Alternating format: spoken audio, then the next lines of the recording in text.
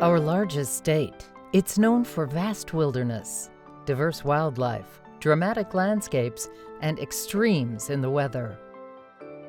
It's a certain kind of person that embraces the hardships Alaska creates for those that work there.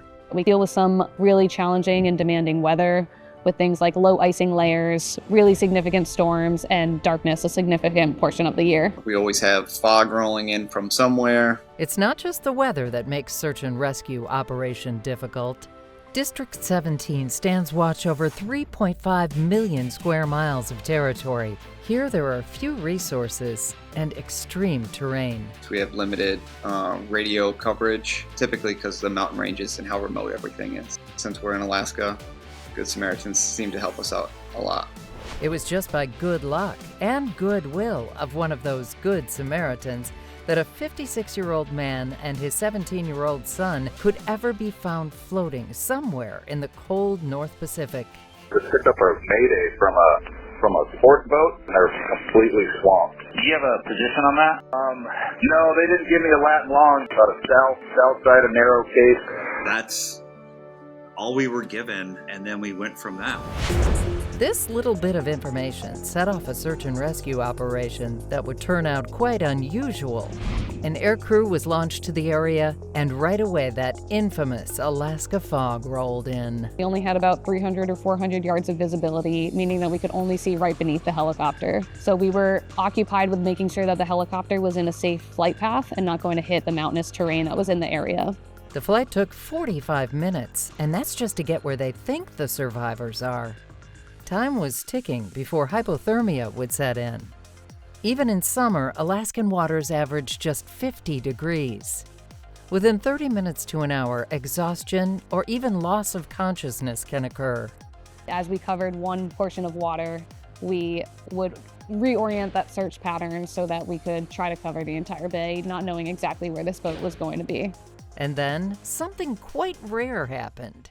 The gentleman that was in the water after the capsized vessel called one of his friends and told him, "I'm in the water, I can hear a helicopter." His friend was able to call District 17, who relayed that information to us. And we were given the phone number, and so we called him up, and he answered. Hello?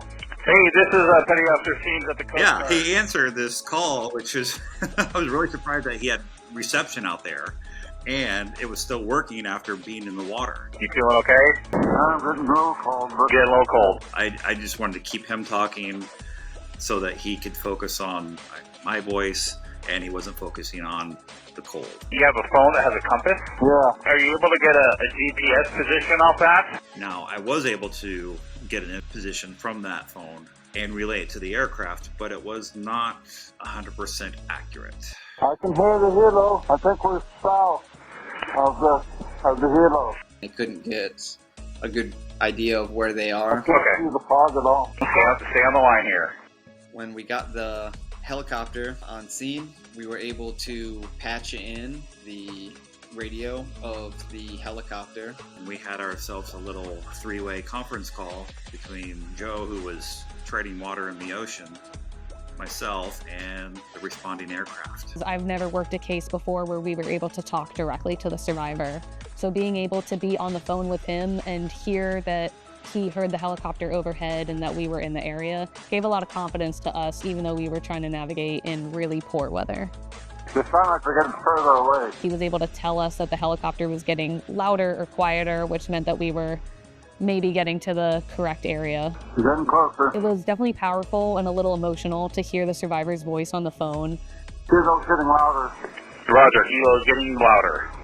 knowing that there were definitely 2 people in the water and that we needed to work hard to find them quickly. Let me know when you can see them. It's a lot louder. Good. Okay, we can see them. Good. We can see them. 6027, survivors have visual of you. I can hear it now. Sounds like they got you.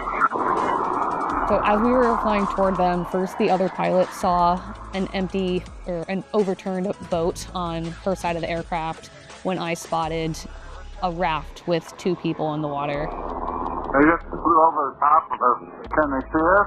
Oh yeah. They're gonna circle back. We immediately came to a hover so that we wouldn't lose sight of the 2 people. And then we were able to lower our rescue swimmer to the water and hoist both the survivors. I heard the rescue swimmer in the water with Joe, giving him some instructions about the hoist and then when they were going to lift him up in the basket. So it was a pretty cool experience to be part of that. I love flying and standing search and rescue in the state of Alaska, and I'm really proud of this crew for coming together to save 2 lives. It was such a team effort that we all did our jobs as we were trained to, and we got the positive result.